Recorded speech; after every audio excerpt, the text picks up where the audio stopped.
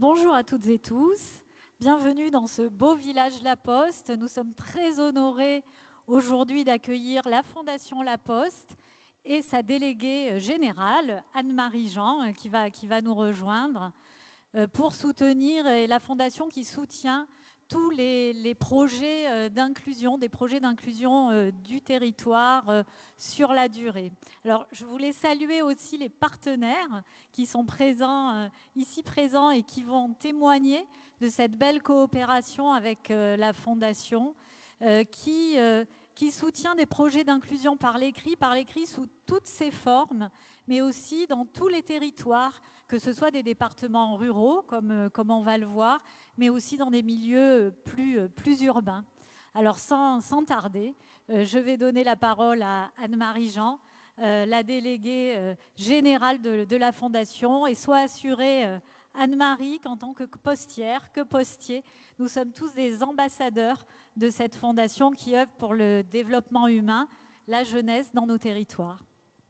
Merci beaucoup Virginie, merci de ton accueil, merci à la Poste, à la délégation régionale de nous accueillir, la Fondation, dans ce magnifique site de la Poste de Marseille. Seuls ceux qui sont physiquement en salle peuvent en bénéficier. Je suis en train de donner des regrets à toutes celles et ceux qui sont présents en ligne, mais bienvenue à vous toutes et tous qui êtes connectés avec nous aujourd'hui, à l'occasion donc des 30 ans de la Fondation La Poste. Fondation qui, comme tu l'as dit Virginie, a pour mission le développement humain par l'écriture. Belle mission qui s'incarne au travers de 3 registres d'action, du soutien à l'écriture épistolaire, la correspondance qui est un des métiers traditionnels de la Poste. Nous soutenons chaque année l'édition d'ouvrages de correspondance et des manifestations littéraires qui mettent en avant, qui valorisent, qui magnifient la correspondance. Nous avons un axe de soutien à des prix littéraires, à des prix d'écriture de chansons également, faire vivre l'écrit. Et puis un 3e axe qui correspond au nombre le plus élevé d'actions, qui concerne l'écriture solidaire, où il va s'agir de mettre à l'écriture des personnes qui ne sont pas familières de la culture de l'écrit et qui, grâce à l'accompagnement dont elles vont bénéficier, vont produire des choses dont elles ne s'estimaient en général absolument pas capables et vont de ce fait grandir en confiance en elles-mêmes, grandir dans leur insertion, dans leur compréhension du monde. Et c'est bien cette vision du développement par l'écriture qui est la nôtre. Et cette action, elle s'incarne dans tous les territoires nationaux, dans l'ensemble des départements de France métropolitaine et d'outre-mer. Et c'est pour ça qu'il nous a paru important, dans le cycle d'événements que nous organisons cette année à l'occasion de nos 30 ans, d'en avoir un qui se passe dans un territoire. Et nous avons choisi celui de la région PACA, celui de Marseille. Il se passe des choses superbes dans tous les territoires. Notre comité de sélection est très attentif à ce que la Fondation soit présente partout, y compris dans les territoires les plus en difficulté. Nous soutenons des projets à Mayotte, par exemple. Voilà, Dieu sait que s'il y a un territoire en difficulté au niveau national, c'est bien celui-là. Nous y soutenons les clubs coup de pouce qui font du soutien scolaire pour les enfants de ce territoire. Voilà, nous avons des projets dans tous les territoires. Nous en avons choisi aujourd'hui 3 qui nous ont paru illustratifs de cette action de la Fondation. Il s'agit du MUSEM, des correspondances Manosque et puis de l'association des livres comme des idées. Nous allons les découvrir dans quelques instants. Merci beaucoup Virginie, je vais te laisser retourner dans l'assistance et je vais appeler sans plus tarder notre premier partenaire d'aujourd'hui, le MUSEM.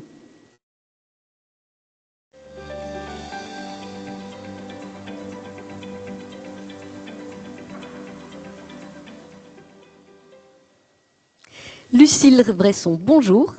Bonjour.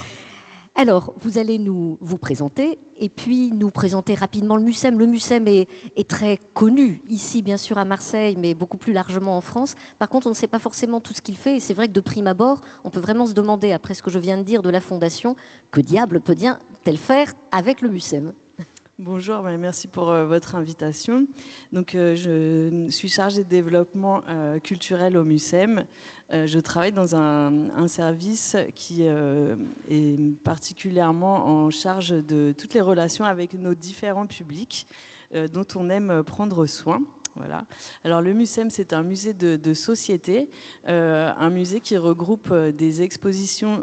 Nous avons 2 expositions permanentes, Méditerranée et populaire, dont je vais vous reparler, et puis de nombreuses expositions temporaires que vous pouvez découvrir sur notre site internet. Et voilà, nous invitons toutes les personnes qui sont à Marseille à venir plus souvent au MUSEM, et à celles qui sont loin, à ne pas hésiter à organiser un week-end à Marseille et à venir au musée. Donc dans notre service, nous avons un rôle un petit peu particulier. Nous nous occupons pas seulement des œuvres et des objets, mais des liens humains. Nous aimons prendre particulièrement soin de tous nos publics. Et notre mission, c'est de faire de notre musée un espace d'hospitalité, un lieu où chacun peut se sentir légitime, accueilli, attendu, et surtout, principalement, les personnes qui se sentent éloignées de la culture. Et nous travaillons avec des partenaires très variés, des écoles, des hôpitaux, des associations, des institutions sociales et des habitants, notamment des quartiers prioritaires de la ville. Voilà. Nous cherchons à inventer des dispositifs de médiation où la culture devient un levier de confiance. Voilà. Et aussi, on va le voir dans le projet que je voudrais vous présenter aujourd'hui, le projet Popstar. Ça devient un levier de confiance et d'estime de soi. Voilà. Nous aimons donc prendre soin par la culture de nos publics. Et prendre soin par la culture, ça nous parle, et notamment quand c'est avec l'écriture. Donc effectivement, c'est ce projet Popstar qui fait l'objet d'un soutien actuellement de la Fondation, qui a su séduire le comité de sélection. Je voudrais juste dire au passage que le comité de sélection examine un très grand nombre de dossiers chaque année. Nous en recevons à peu près 300 par an au niveau de la Fondation. Nous en passons, nous les passons pas tous, mais nous en passons bien 200 au niveau du comité de sélection. Quand je dis 300, c'est 300 éligibles. Il y a plus de projets, mais qu'on écarte très vite parce qu'ils ne correspondent pas à nos critères de soutien. Et parmi tous ces projets éligibles, nous sommes entre 120 et 150 projets par an soutenus. Donc c'est beaucoup, mais en même temps, quand on fait une moyenne du nombre de départements, ça fait en moyenne 1,5 par département. Donc voilà, il faut être retenu, et vous l'avez été. Donc ce projet Popstar, dites-nous-en un petit peu plus. Alors, le projet Popstar, c'est un projet que l'on mène depuis l'ouverture de l'exposition populaire. Et l'exposition populaire, elle a été imaginée comme un espace de découverte des collections du MUSEM, en fait. Donc, elle regroupe 1200 objets des collections. C'est-à-dire que nous n'avons pas fait appel à d'autres prêteurs, en fait, à d'autres musées. C'est vraiment les objets que nous gardons au CCR, le Centre de conservation et de ressources du MUSEM, qui se situe dans un quartier populaire aussi, à la Friche La Belle de Mai. Voilà, donc c'était vraiment... on peut visiter ce centre de conservation, mais c'était l'idée de le présenter dans le musée. Et il y a un parcours qui est fait... avec des grandes catégories, la peinture, la sculpture, l'art du métal, la céramique, et on peut vraiment voir les secrets du musée, en fait. Et donc avec Popstar, on a invité des groupes de publics différents. Donc le premier groupe, ça a été un groupe de femmes suivies à la Timone, en fait, dans le cadre d'un autre projet que nous avons au MUSEM avec les hôpitaux de Marseille. Et là, nous avons choisi de nous adresser aux jeunes qui fréquentent le micro-collège. On a un micro-collège dans le MUSEM, en fait, qui s'adresse à des enfants qui sont en refus scolaire, qui ont des troubles de l'anxiété. Et donc, l'idée, c'est de les inviter dans un lieu qui n'est pas un hôpital et qui n'est pas non plus une école, qui n'est pas un collège, et qui leur permet de retrouver un peu plus d'estime de soi encore, de retrouver une idée de bien-être, et de pouvoir imaginer qu'un jour ils retournent à l'école.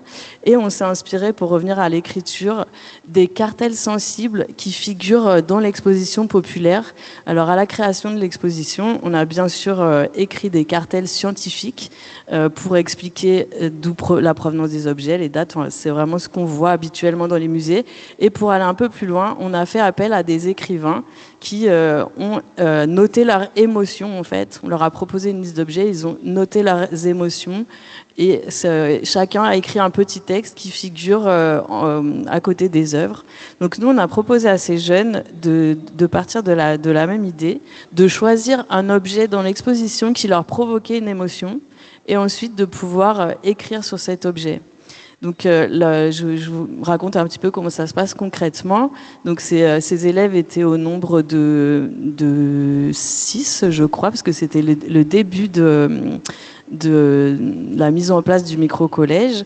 Et on leur a offert une visite guidée avec un guide professionnel qui leur a présenté toute l'exposition, tous les objets. Et à l'issue de la visite, on leur a demandé de choisir chacun l'objet qui leur provoquait l'émotion la plus singulière, qu'elle soit positive ou négative. Ça, c'était tout à fait à leur convenance. Et pour la deuxième séance, on a travaillé avec Nadine Brunelot, qui est animatrice en atelier d'écriture, et qui leur a fait un petit parcours d'écriture en 2 ou 3 heures, avec différentes questions, pour arriver au bout de ce temps qui est quand même très court, à un texte qui est vraiment abouti, en fait. Et ça a été comme une sorte de petites lettres qu'ils se sont écrits parfois à eux-mêmes. Donc ça n'a pas été les textes les plus joyeux, en fait. Il y avait quand même des choses très très difficiles, mais c'était vraiment ce que ces jeunes ont souhaité exprimer. Et le fait d'avoir le média de l'écriture a permis de l'exprimer. C'est l'une des raisons aussi pour lesquelles la Fondation est si engagée sur cette idée de l'écrit dans un monde où tout va très vite, où on est dans le monde des images, où on peut se demander si l'écriture a vraiment encore sa place. Ben oui, nous on est convaincus qu'elle a encore sa place. C'est ce que vous venez de dire, nous le confirme. On n'exprime pas les mêmes choses quand on prend le temps d'écrire que quand on le fait comme ça au quotidien. Oui, c'était un temps un petit peu particulier et qu'on a pu mener aussi dans leur classe, en fait. Et ça a été le premier projet artistique dans le parcours de ces jeunes au MUSEM, en fait. Ça a été vraiment un déclencheur après dans la place qu'ils ont pu prendre au musée. Et pour aussi accompagner l'écriture, parce que ça paraît parfois plus simple, on leur a proposé d'être suivis par une photographe. Donc c'est Rala Kaminara, qui est une photographe grecque, qui a photographié ces jeunes tout au long du parcours. C'est les photos qu'on voit derrière vous. Et ensuite, elle a réalisé aussi un portrait de chaque personne devant l'objet qu'il a choisi. Donc c'est assez intéressant aussi pour eux de voir comment photographier une œuvre, les difficultés que ça engendre de photographier une personne devant un objet qui est dans une vitrine. Enfin voilà, ça permet de découvrir d'autres aspects du musée. Et ensuite, ces portraits ont été réunis par une graphiste avec les textes et l'ensemble est imprimé sur des grands panneaux que je vous invite à voir au MUSEM ou sur notre site également, où en fait on voit vraiment le portrait du participant devant l'objet, et il y a également un petit cartel scientifique et une photo de l'objet pour le remettre dans le contexte de l'exposition. Et le texte figure, chacun voit son texte écrit sur un mur à la sortie de l'exposition. Et chacun a sa photo. Et ça, pour les jeunes du micro-collège, c'était une grande victoire sur eux-mêmes de pouvoir s'exposer comme ça, en fait. Parce que honnêtement, quand ils sont arrivés au musée, on ne pouvait pas trop les voir. Ou voilà, c'était quand même des personnes qui ne vont pas très bien. Et grâce au MUSEM, grâce à ce projet en tout cas, et à l'action qu'on a menée au plus près d'eux avec les équipes éducatives également, ils ont réussi lors du vernissage où la Poste était présente à même prendre la parole en fait et à expliquer tout leur travail. Et ça, c'était une très très belle réussite qui a été permise par la photo et par l'écriture en fait. Qu'est-ce que ce travail que vous faites sur l'écriture, puisque la Fondation, on a des partenariats avec vous depuis 2016, pas tous les ans, ça dépend effectivement des projets que vous menez, mais chaque fois qu'on vous soutient, c'est parce qu'il y a un projet autour de l'écriture. Qu'est-ce que ce travail que vous faites autour de l'écriture vous amène à éventuellement faire évoluer dans vos actions culturelles, dans vos actions de médiation de façon plus large, au-delà de ces projets qui sont ancrés sur l'écriture? Notamment, depuis cette année, nous allons mettre en place des ateliers d'écriture à destination des scolaires. Donc au MUSEM, on travaille avec des prestataires d'accueil en fait. Donc on a fait une commande à un artiste qui a écrit, je crois, dans Populaire, Lucille Borde, et qui a travaillé avec mes collègues du service du développement culturel pour mettre en place une offre d'ateliers d'écriture accessible aux établissements scolaires, aux groupes qui viennent au MUSEM en fait. Donc voilà, ça c'est une des actions qu'on peut faire. Et après, je voudrais aussi dire voilà que ça. Enfin, moi, je trouve qu'il y a un sens à faire ces projets d'écriture avec la Poste, parce que, je sais pas, moi, quand j'étais petite, j'aimais écrire des cartes postales, j'aimais écrire des lettres, j'aimais échanger avec mes amis, j'aimais aussi attendre le facteur qui était une figure un peu du village où j'ai grandi, parce que, j'étais à la campagne et c'était quelqu'un qui parfois venait nous rendre visite dans la journée, on ne voyait pas grand monde d'autres.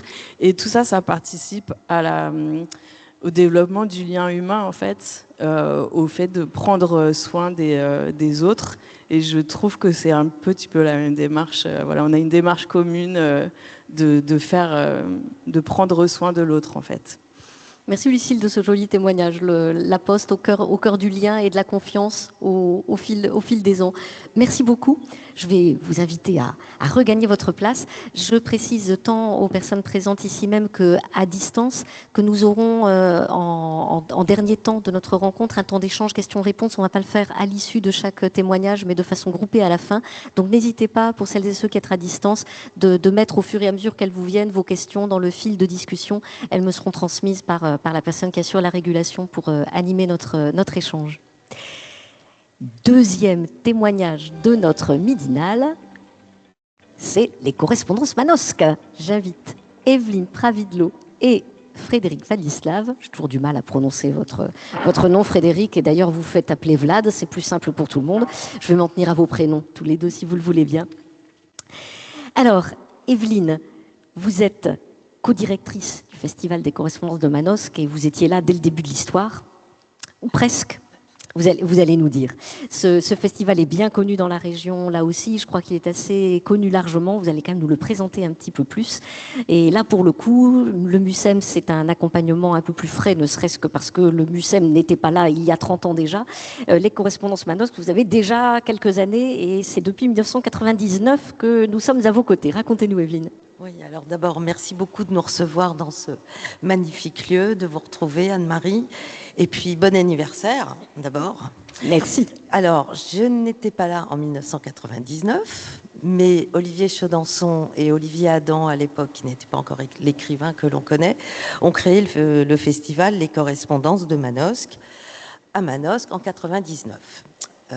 Et la Fondation La Poste a été un soutien financier de la première heure, des premiers jours de ce festival, grâce à, alors Olivier m'a dit, Sylvie Pellissier. Donc depuis, il y a eu 2003, je suis arrivée en 2003, et les correspondances de Manosque sont devenues les correspondances de Manosque, La Poste. Voilà. Donc ça, c'est quand même important de signifier que ce festival porte le beau nom de La Poste, ainsi que le prix Vepler d'ailleurs. Je crois que nous sommes les seuls nationalement à avoir acoquiné le nom de La Poste au titre de nos actions et de nos manifestations. Donc c'est un festival littéraire, de littérature contemporaine et française. Je crois qu'en regardant les panneaux, nous étions faits pour nous rencontrer parce qu'il y a réellement un partage de valeurs. J'ajouterais à écrire, partager et transmettre, lire. Voilà, et donc ce mariage était évident et il est important pour le festival. très très important. Alors ce festival, c'est un festival de littérature contemporaine. L'idée de ce festival, c'était de rendre cette littérature qui parfois fait peut-être un peu peur, de la mettre sur scène. Alors, il y a un ADN évident de ce festival qui est la musique. Et j'aime à rappeler que malheureusement, je n'y étais pas, mais la première personne venue de la chanson qui est venue à Manosque, enfin au festival, c'était Jacques Higelin, tout de même. Donc c'est les croisements, c'est les correspondances. C'est bien pour ça que nous sommes venus à deux, parce que c'est les correspondances. Donc l'idée, c'est de croiser ces champs artistiques. C'était aussi, en 99, mais même au début des années 2000, une rupture avec ce qui existait alors sur le territoire national, qui était plutôt des salons du livre, des signatures, des stands d'éditeurs, etc. Mais à l'époque, très peu de programmation culturelle et littéraire. Donc ça a été vraiment un point de bascule, et la création on est un peu les pionniers. Alors on est un peu plus jeune que la Fondation, mais à peine, mais on est vraiment les pionniers, et sans vanité aucune, de cette création d'un vrai festival littéraire qui a accueilli des écrivains qui avaient à l'époque 30 ans de moins, et qui avaient entre 20 et 25 ans, 30 ans, et à qui on a demandé, mais finalement, alors vous venez d'écrire un livre, nous on veut pas faire uniquement de la promotion du livre, qu'est-ce que vous souhaitez faire? Et c'est une génération d'écrivains qui a souhaité monter sur scène, faire des lectures, faire des performances, et on peut dire qu'on a grandi, nous, festival, et cette génération d'écrivains qui a rendu cette littérature vivante et sur scène. Et depuis, ça a fait beaucoup de petits dans les différents festivals dans toute la France. Donc je pense que ça a été pour nous, voilà, la création de ce festival a été très importante pour donner un accès vivant, interactif, avec un public qui est de plus en plus nombreux à Manosque. Bon, il faut rappeler que Manosque, c'est une ville de 20 000 habitants, qu'on est en zone rurale. Qu'on a fait beaucoup de travail. Alors, bon, je laisserai Vlad dire, Frédéric, raconter tout ce qu'il a entrepris en action culturelle avec les collèges et les lycées via un projet qui s'appelle le Labo de l'édition. Et pour revenir à la Fondation La Poste et à son soutien, alors il y a la musique comme ADN du festival, mais il y a aussi les écritoires. Donc, ces écritoires, ce sont des petites architectures éphémères qui, à l'époque, ont été réalisées, fabriquées et construites par un plasticien qui s'appelle Jean Lautret, qui essaime absolument partout en ville. Il y a peut-être des photos, je sais pas, je crois qu'on a donné des photos. Et puis, alentour, dans toute la communauté de communes. Et qu'est-ce qu'un écritoire? C'est une petite architecture originale. Là, c'est la fameuse boîte aux lettres. Et le public est invité à s'asseoir, quand on peut, dans ces écritoires. Il y a des feuilles, des stylos, et le public peut écrire donc, à qui il l'entend. Parfois, on reçoit beaucoup de lettres aussi aux correspondances. C'est absolument gratuit pour le public, pas pour le festival. La Poste, bien sûr, on doit payer l'affranchissement à la Poste. D'ailleurs, il y a des années, le public, comme c'est gratuit, venait avec d'énormes colis pour les fêtes de Noël. Donc ça a été un peu interdit au bout d'un moment, mais c'était assez amusant de voir ce qui était un peu normal. C'est gratuit, c'est bientôt Noël, on est au mois de septembre. Bon, j'envoie mes cadeaux. Et donc c'est très très suivi parce qu'on on collecte à peu près entre 15 000 et 18 000 lettres par festival selon la météo. S'il pleut beaucoup, on est plutôt vers 15. S'il fait très très beau, on est plutôt vers 18 000. C'est effectivement impressionnant de voir Manosque pendant le temps du festival. Il y a effectivement des écritoires partout, toutes les vitrines de magasins, magasins de lingerie, boulangerie, tout est aux couleurs du festival avec des plumes, des endroits pour s'asseoir et écrire. Et effectivement, comment y résister? Oui, au début, enfin moi j'étais pas là, mais dans la salle, il y a Fabienne Pavia qui dirige l'association Les livres comme des idées. Il y avait des écritoires dans des poulaillers, par exemple, dans des caves, enfin dans des endroits complètement insolites. Bon, depuis, il n'y a plus d'écritoire dans les poulaillers, mais on a des belles architectures. Bon, ça c'est la fameuse boîte aux lettres que vous voyez là, où les gens viennent déposer leur courrier. L'impressionnante boîte aux lettres géante. Frédéric, comment travaillez-vous depuis toutes ces années que le festival existe pour qu'il soit ancré dans le territoire de Manosque? Parce que ça peut être un élément, comment dire, d'attractivité touristique pour la ville que d'accueillir des tas de gens bien, proposer des tas de gens bien pour que des touristes viennent à Manosque. Mais l'intérêt, c'est aussi d'avoir un ancrage territorial. En tout cas, nous, Fondation, c'est aussi quelque chose auquel on est attaché, vous l'avez compris. Comment travaillez-vous là-dessus?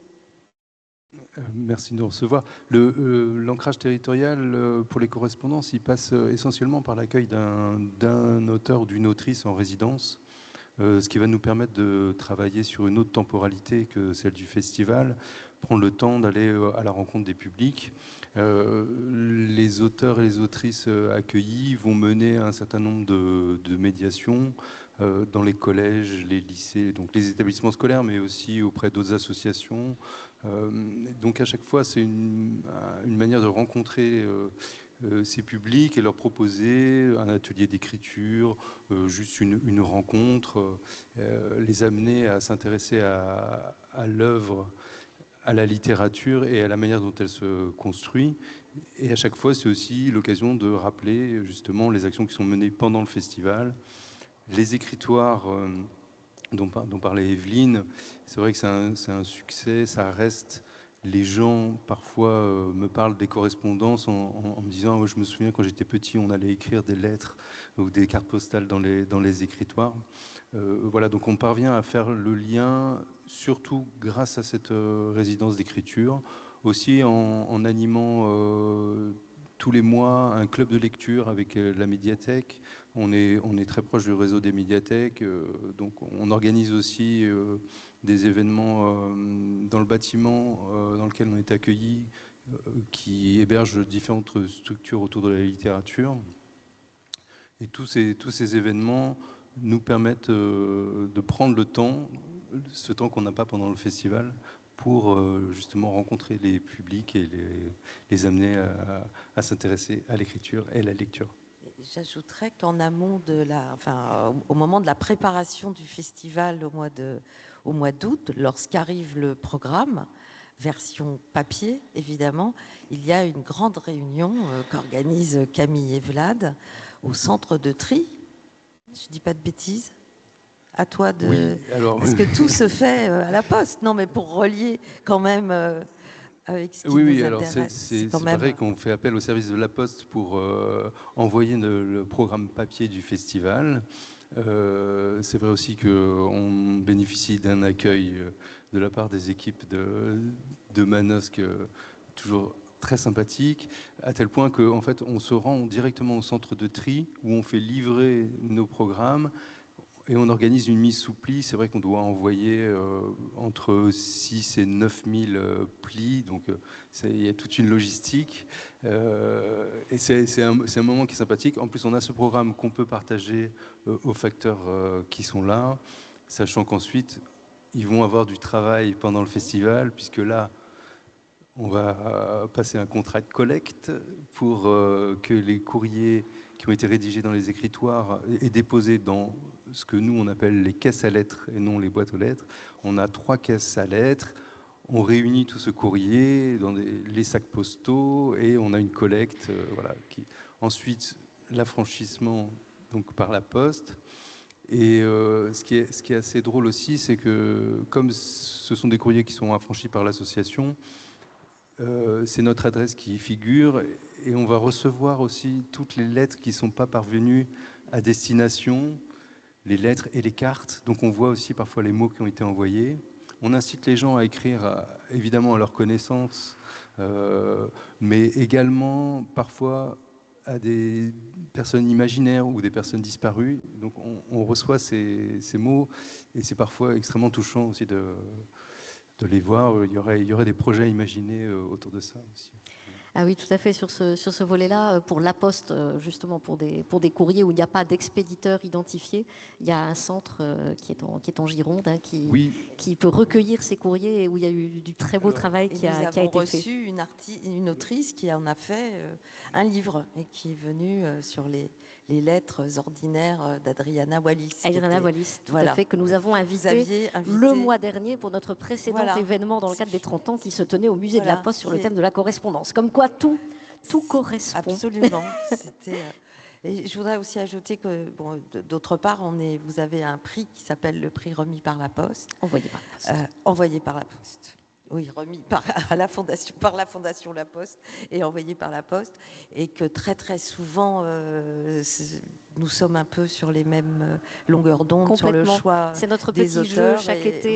Chaque été, on se demande quelle est votre sélection et forcément, on arrive à peu près la sélection, au même choix. La sélection du prix envoyé par la Poste, qui est donc un prix qui prime chaque année un auteur qui a envoyé son manuscrit par la Poste, comme son nom l'indique. Donc quelqu'un qui n'était pas du sérail, pas pistonné, pas déjà en relation avec une maison d'édition. Donc voilà, un illustre inconnu.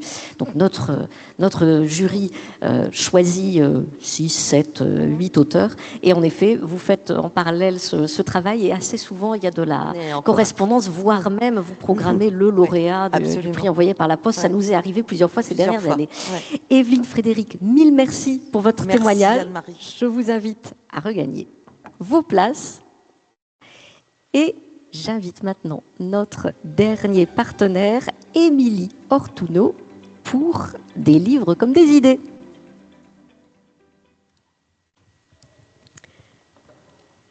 Bonjour Émilie. Bonjour. Présentez-vous et présentez-nous s'il vous plaît votre festival, votre association et ce que vous organisez. Donc merci de votre accueil en tous les cas. Donc je travaille pour l'association Des livres comme des idées, une association qui a été créée il y a 10 ans maintenant à Marseille, avec une codirection donc de Fabienne Pavia et Nadia Champem, avec la volonté, donc une association qui porte 2 manifestations annuelles à Marseille, que sont les Nouvelles Rencontres d'Averroès, festival de débat d'idées, qui se tient en novembre, et festival littéraire Au les beaux jours, qui fêtera sa 10e édition en 2026. Et dès le départ, dans l'ADN de la création de l'association, il y avait une volonté très forte de la part de la direction de placer l'action culturelle au cœur du fonctionnement de cette structure, dans la volonté aussi de drainer des publics avec lesquels on travaille, on collabore toute l'année pour les faire venir sur nos 2 manifestations. Et dans ce cadre-là, j'ai la chance du coup de porter des parcours d'action culturelle qui favorisent la mise en place de projets qui vont permettre à des publics très différents, on va de la crèche à des plus âgés, de côtoyer des auteurs, des illustrateurs et de les accueillir sur nos 2 manifestations. Voilà dans les grandes lignes. Merci.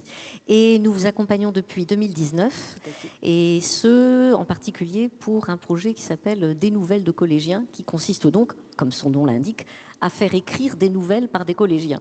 Exactement. Comment ça marche? Comment ça se passe? Comment diable peut-on faire écrire collectivement des nouvelles à des jeunes collégiens? Alors, c'est là tout l'enjeu.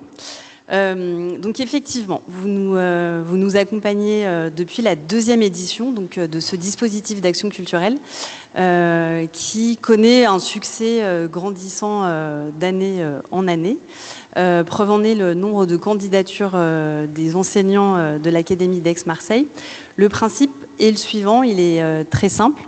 C'est que on a 5 classes dans l'Académie d'Aix-Marseille, 5 classes de collège dans lesquelles on va envoyer 5 auteurs, autrices de littérature contemporaine qui peuvent être jeunesse ou adultes, les deux, enfin voilà, on n'a pas de critères à cet endroit-là. Et chaque auteur va donc accompagner sa classe lors de 5 séances d'ateliers d'écriture, donc ils ont 10 heures pour que collectivement nos collégiens puissent écrire une nouvelle. On reçoit ensuite nos 5 nouvelles, on agrège un petit peu, donc ça c'est vraiment, voilà, on a un autre volet qui permet à d'autres classes de collège d'illustrer, soit par le son, soit par de la lecture à voix haute, soit également par de l'illustration. Ça a été le cas ces dernières années également, les 5 nouvelles. On soumet les 5 nouvelles à la lecture d'autres collégiens qui peuvent être dans l'Académie d'Aix-Marseille, mais on commence à dépasser les frontières puisque maintenant nous avons la chance de faire profiter de la lecture de ces 5 nouvelles des étudiants, des collégiens de pays francophones. On a eu Mayotte l'an passé, on a eu également des départements d'outre-mer comme la Réunion. Et on collecte donc les votes de ces collégiens pour ensuite organiser une remise de prix dans le cadre du festival Au les beaux jours, qui permet de décerner devant une salle surchauffée, peut en témoigner votre collaborateur ici présent, puisqu'on est dans la grande salle du Théâtre de la Criée, une jauge, donc on est à 800 collégiens environ, qui sont là, qui sont bien présents, que l'on entend, et qui attendent le verdict, quelle nouvelle a remporté le plus de voix. C'est une cérémonie qui dure environ 1h30, 2 heures, qui est très rythmée, qui permet de donner vraiment la parole aux collégiens et aux auteurs qui ont été engagés dans cette aventure, afin que chacun puisse vraiment exprimer et défendre jusqu'au bout comment la nouvelle a été écrite, quelles ont été les difficultés, le choix du thème, le choix du nom des personnages, etc., etc. Et donc on décerne in fine le prix de ce dispositif qui remporte donc un vif succès. Et on en a quelques images, je crois, Absolument, que vous souhaitiez nous partager. C'est peut-être le moment de le faire. Tout à fait. Allons-y.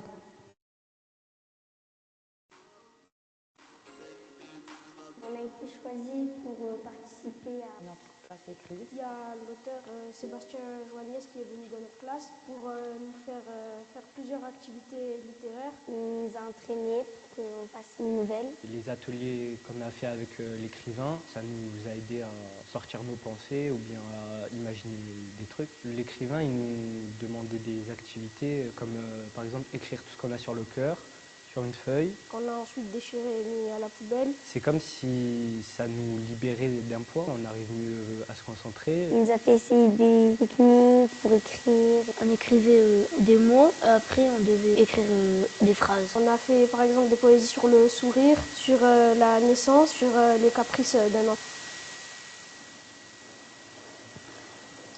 Donc là, on a effectivement entendu, ça c'est vraiment, donc c'est une classe qui a participé l'an passé. On a une séance, donc là l'auteur n'est plus présent, mais on a une séance pendant laquelle on interviewe, donc avec une vidéaste professionnelle, les élèves pour que vraiment, une fois passé le parcours, ils nous partagent un peu quel est le retour d'expérience des élèves. On demande la même chose à chaque auteur. Là, on lui demande une lettre sous la forme d'une lettre à son propre retour d'expérience. Et ces vidéos sont vraiment là pour accompagner la lecture de la nouvelle. C'est-à-dire que c'est comme un argumentaire que produisent les élèves afin d'expliquer comment s'est passée l'expérience et comment se sont déroulés les choix collectifs. Est-ce que vous arrivez, vous-même ou avec les enseignants, à mesurer l'impact que ça peut avoir ? On a entendu quelques-uns des élèves s'exprimer, mais sur le plus long terme, par rapport à leurs résultats scolaires, leur attitude, etc. Est-ce que vous mesurez ça ? Alors, on le mesure puisque donc moi, on a la chance d'accompagner. C'est vraiment dans la philosophie aussi de la façon dont on fait l'action culturelle au sein de l'association. On est sur le terrain, on observe, on accompagne évidemment pour que toutes les choses se passent pour le mieux. Et on observe notamment. Il faut savoir que le parcours commence. Les premières séances d'écriture ont lieu fin septembre, début octobre, et on retrouve nos jeunes fin mai pendant la cérémonie de Au les beaux jours. Et pour certains, c'est une forme de révélation aussi, non seulement dans l'expérience du fait de côtoyer un auteur, une autrice vivant. Ça, c'est vraiment quelque chose qui revient chaque année. Ils nous disent mais moi, on m'a toujours donné que à lire des auteurs qui sont morts. Et là, en fait, ils sont sympas. C'est des gens qui sont comme nous. Ils sont à l'heure. Parfois, on a des pépites de retour de collégiens qui s'extasient que les auteurs soient à l'heure. Voilà. Et on les voit effectivement. Ce qui est très intéressant dans ce dispositif, et c'est ce que saluent vraiment les enseignants, c'est que chacun trouve sa place. C'est-à-dire qu'effectivement, c'est un dispositif qui s'adresse aussi à ceux qui n'aiment pas, qui ont des préjugés sur le livre, sur l'objet du livre, sur l'écriture, et qui vont par contre se révéler être d'excellents fournisseurs d'idées, qui vont être d'excellents ambassadeurs au moment où il faudra passer devant la caméra ou au moment où il faudra aller défendre le projet sur la grande scène du Théâtre de la Criée.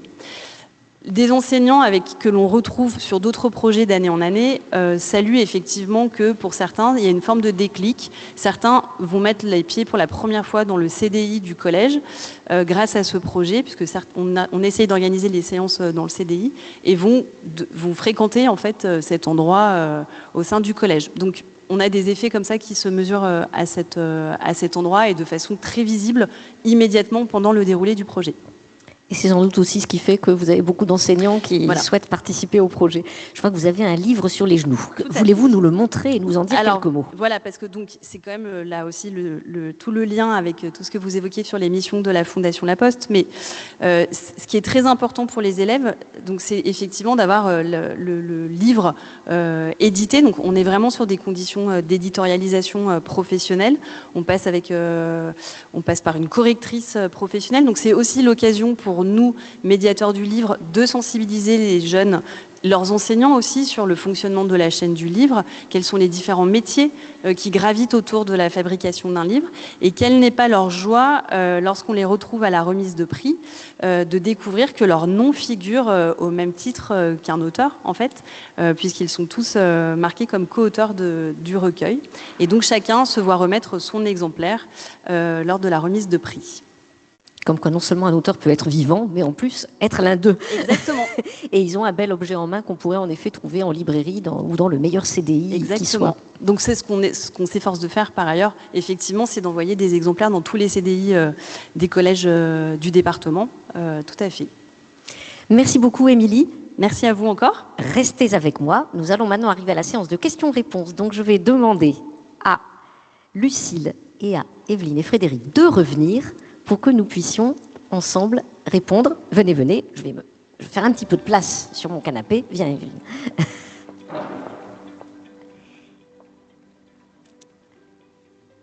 Hop. Voilà. Ou sinon, je me mets debout. Je vais me mettre debout, ça me fera du bien de bouger un petit peu. Alors, est-ce qu'il y a des questions dans la salle ou des questions qui soient arrivées en ligne des personnes qui nous suivent à distance ?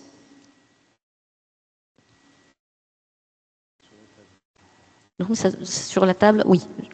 Ça, c'est mes questions anti-sèches pour le cas où il n'y aurait pas de questions en direct, parce que j'ai forcément des questions en réserve, mais c'est toujours mieux si on peut avoir des questions en direct. Non ? Pas tout de suite ? Très bien, écoutez, je vais du coup, moi, chercher à approfondir un petit peu quelques éléments qu'on avait évoqués ensemble. Je vais revenir vers Émilie. Ça fait donc quelques années maintenant, vous avez fêté votre 10e anniversaire que vous avez ce dispositif. Est-ce que vous l'avez déjà fait évoluer dans le temps ? Est-ce qu'aujourd'hui, vous envisagez des évolutions ? Alors absolument, donc là cette année c'est la 8e saison donc de Des Nouvelles des collégiens. Le noyau dur donc sur le processus d'écriture lui reste inchangé. En revanche ce que je vous disais tout à l'heure, on agrège en fait à partir des 5 nouvelles d'autres dispositifs. Et là cette année on va avoir la chance de collaborer avec un profil un peu atypique qui est à la fois auteur d'un premier roman en l'occurrence, et chanteur, qui s'appelle Teamed Up, pour proposer la lecture musicale d'un medley en fait d'extraits des 5 nouvelles par une 6e classe de collégiens de l'Académie d'Aix-Marseille, accompagné donc d'un musicien professionnel qui va mettre à disposition de ses élèves tout l'arsenal, l'accès à un studio par exemple d'enregistrement, une sensibilisation aussi au monde de la production musicale, etc. Très bien, ce qui fait écho à d'autres projets que soutient la Fondation, puisqu'on a plusieurs projets, notamment avec l'association Voix du Sud, qui a été fondée par Francis Cabrel, de soutien à l'écriture de textes pour des chansons, mais donc écriture, texte et chansons.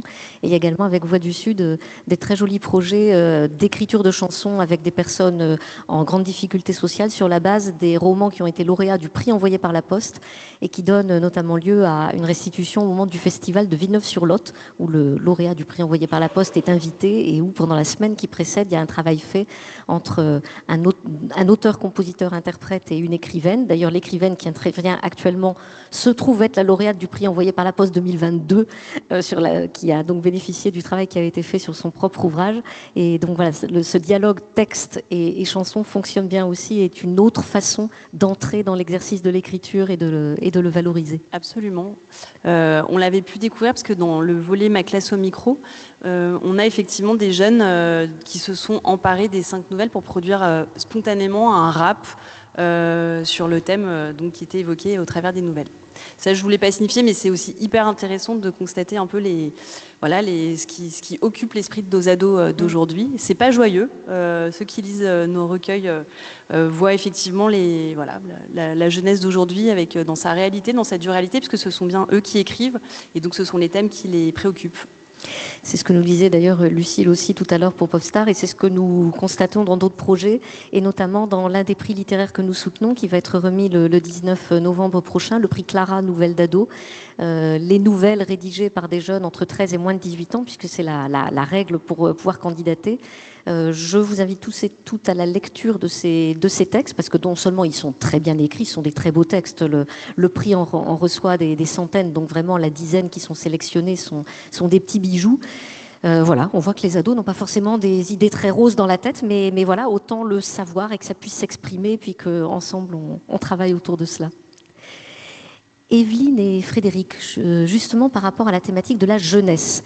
Souvent dans les festivals littéraires, j'en fréquente quelques-uns avec la Fondation, on remarque qu'il y a un profil type qui est plutôt des dames de nos âges, on va dire ça. Hein, je ne vexe personne en disant ça. C'est plutôt quand même très majoritairement des femmes. C'est plutôt très majoritairement des femmes, plutôt au-delà de 55 ans. Et plutôt des personnes spontanément intéressées par le monde de la littérature, qui fréquentent les librairies, etc. etc. Comment faites-vous pour essayer d'élargir ce public? Est-ce que les actions que nous a décrites Frédéric de travail avec des jeunes de tout milieu, etc., arrivent à faire qu'un peu durablement, des jeunes qui ont été dans un programme peut-être il y a 10 ans, aujourd'hui devenus adultes, reviennent au festival? Est-ce que vous arrivez à identifier ça? Alors, comme tu le dis, c'est très difficile.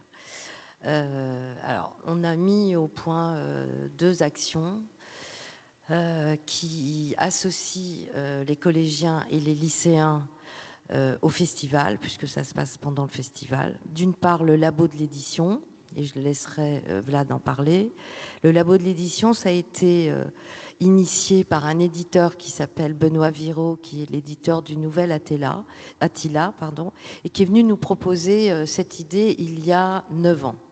C'est-à-dire de proposer, un éditeur propose 3 tapuscrits, c'est-à-dire des textes qu'il reçoit et qui ne sont pas publiés. Il va se demander à la lecture si oui ou non il va les publier. C'est proposé alors à Manosque à un club de lecture qui reçoit ces tapuscrits au mois de juin, et c'est transmis au club de lecture et à des collégiens. Et puis je vais laisser Vlad expliquer le dispositif. La deuxième possibilité d'associer des jeunes, toujours ce club de lecture de Manosque, qui ressemble plutôt, comme tu dis, à un profil un peu féminin, qui maintenant se laisse griser les cheveux depuis le Covid, mais sinon qui va chez le coiffeur toutes les 4 semaines pour les enlever, ses cheveux blancs. Et ce club de lecture, donc l'idée, cet apéro littéraire qui se passe le vendredi, samedi et dimanche de 11h à 13h. En fait, les amateurs de lecture à haute voix montent sur scène et lisent des extraits des livres de 2 auteurs que nous choisissons et que nous leur proposons. Et ensuite, il y a un petit entretien avec la médiathécaire. Tout ça, c'est sous la houlette donc, du club de lecture.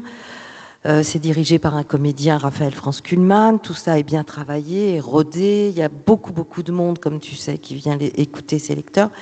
Et depuis peu, la médiathécaire a réussi à y associer des classes du lycée international et Espagon, je crois. Et ils font partie des lecteurs à haute voix. Et cette année, il y a même une jeune lycéenne qui est venue interviewer les 2 auteurs. Mais je vais laisser Vlad expliquer tout le travail avec les collèges pour le labo de l'édition. Merci Evelyne.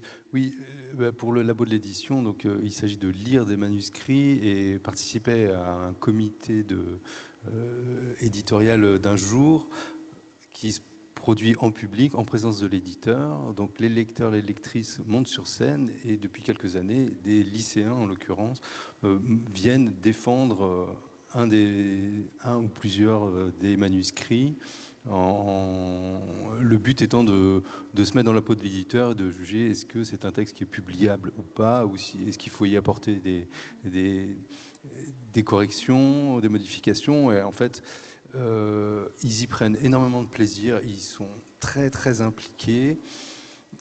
Alors c'est un travail qui est difficile pour les enseignants parce que notre festival est en fin septembre, ils ont très peu de temps pour le préparer. Mais aussi ce qu'on constate, c'est que les retours des lycéens sont très appréciés de l'éditeur et des éditeurs en général qui découvrent en fait une lecture différente de celle des lectrices, lecteurs habitués, chevronnés. Voilà. Et puis, par ailleurs, on pouvait aussi parler par rapport à la jeunesse du fait que nous, les correspondances, on confie la programmation, en tout cas le volet jeunesse, à une autre association, Éclat de lire, qui d'ailleurs, je crois, est soutenue par la Fondation La Poste pour un concours de cartes postales qui remporte aussi beaucoup de succès.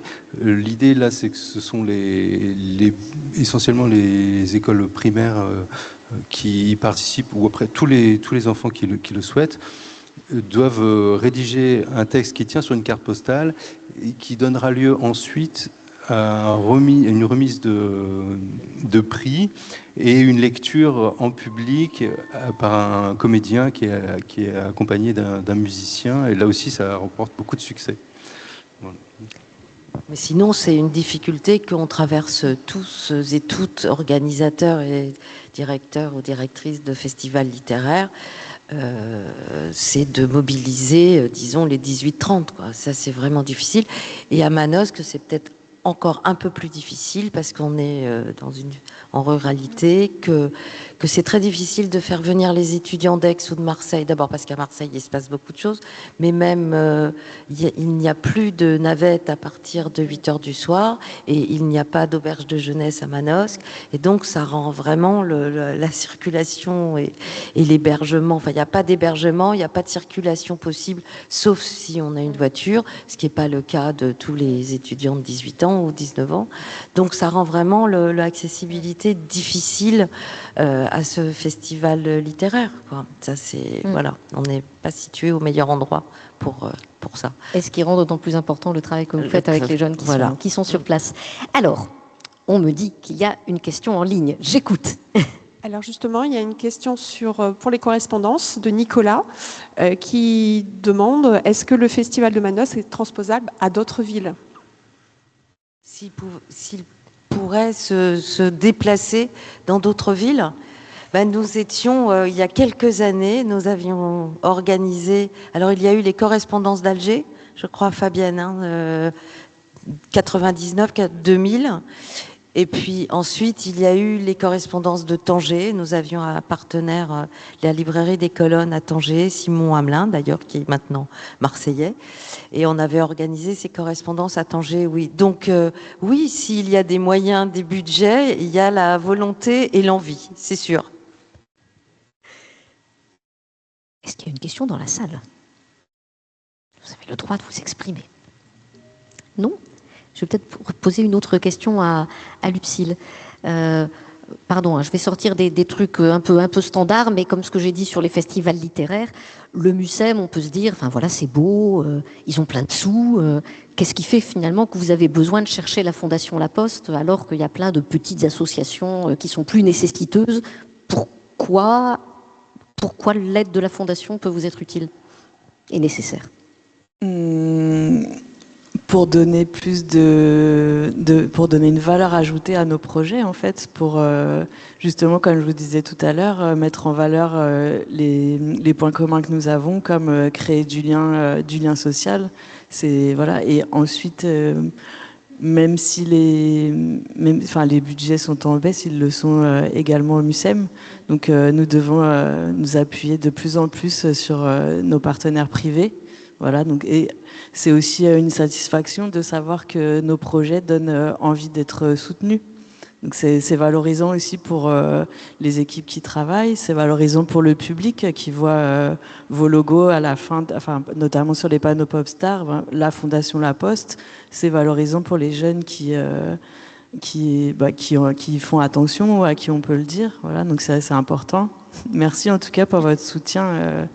Voilà. Et c'est aussi grâce à des partenariats qu'on peut développer des projets. Je rebondis sur ce que vous avez dit sur la mobilité.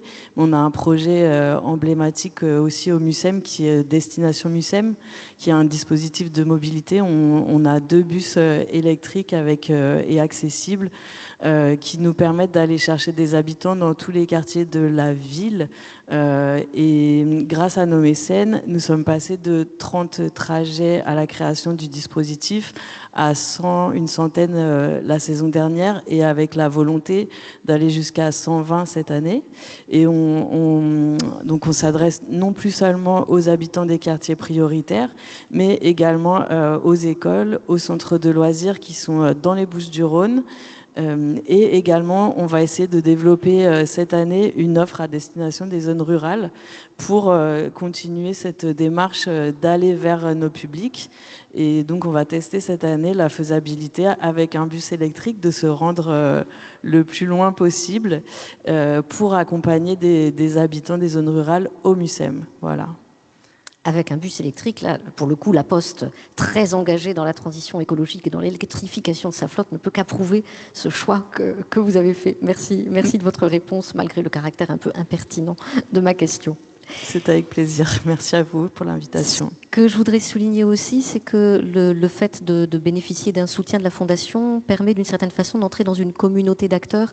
Alors la Fondation, c'est une toute petite équipe, on ne peut pas forcément organiser énormément de choses entre partenaires, mais quand même, on arrive de temps en temps à faire des rebonds entre projets, à mettre en relation un porteur de projet avec un autre, et puis ça donne parfois des choses tout à fait intéressantes. Je vais juste citer un autre partenaire de la région qui n'a pas fait partie de notre table ronde aujourd'hui parce qu'il fallait bien en choisir 3 et que c'est vous que nous avons choisi.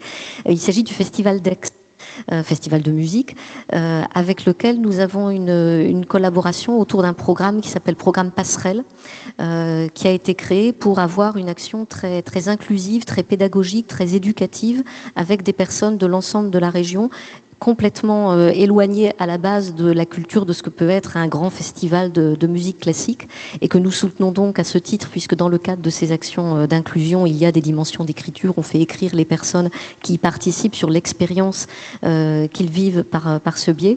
Et bien dans le cadre de Passerelle, nous avons pu, par les relations que nous avons, soit nous-mêmes Fondation, soit Groupe La Poste de façon plus large, avec des acteurs du territoire travaillant sur l'inclusion. Je pense notamment aux écoles de la deuxième chance avec lesquelles le groupe La Poste travaille beaucoup, ou à un autre partenaire pour la Fondation, pour le coup, qui est l'association La Source Garouste, fondée par le sculpteur Gérard Garouste, et qui soutient, qui organise des actions à destination d'enfants en grande difficulté, aide sociale à l'enfance, etc., autour de l'art plastique, mais parfois aussi avec de l'écriture. Donc on les soutient parfois sur ces projets. Voilà par exemple partenaires avec lesquels nous avons mis en relation le Festival d'Aix pour monter ce programme Passerelle, et qui permet à chacun finalement de s'enrichir de l'expérience de l'autre.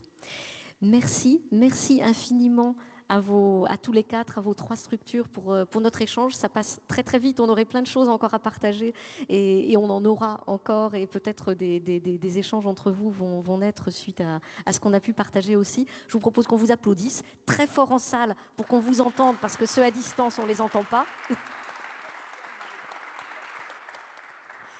Merci beaucoup, et je voudrais rappeler également à tous les postières et postiers qui nous écoutent que s'ils sont eux-mêmes membres d'une association qui mène des projets un petit peu de la nature que ceux que nous avons évoqués aujourd'hui, ou qui en connaissent, le formulaire de dépôt d'une demande de soutien auprès de la Fondation est disponible en permanence sur notre site internet, et qu'il y a en fait 2 versions du formulaire. Il y en a une spéciale postier avec une case en plus qui permet de dire voilà, je suis postier et voilà pourquoi je soutiens ce projet. Et sachez que le comité de sélection examine toujours cela avec une grande attention. On ne choisira jamais de retenir un projet qui n'entre pas dans les critères de la Fondation, c'est bien évident, mais pour 2 projets d'absolument égale qualité, celui dans lequel un postier est impliqué, on va le regarder avec une particulière bienveillance et intérêt. Donc vraiment, n'hésitez pas à vous identifier en tant que tel si vous êtes dans cette situation. Merci à toutes et tous. Grand merci à la technique qui a permis à cet événement de se tenir. Merci encore à l'équipe de Marseille pour son accueil extrêmement chaleureux.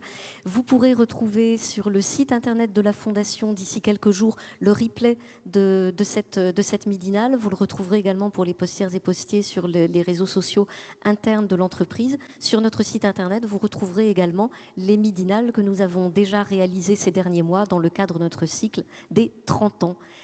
À bientôt, bonne journée et vive l'écriture, vive la solidarité.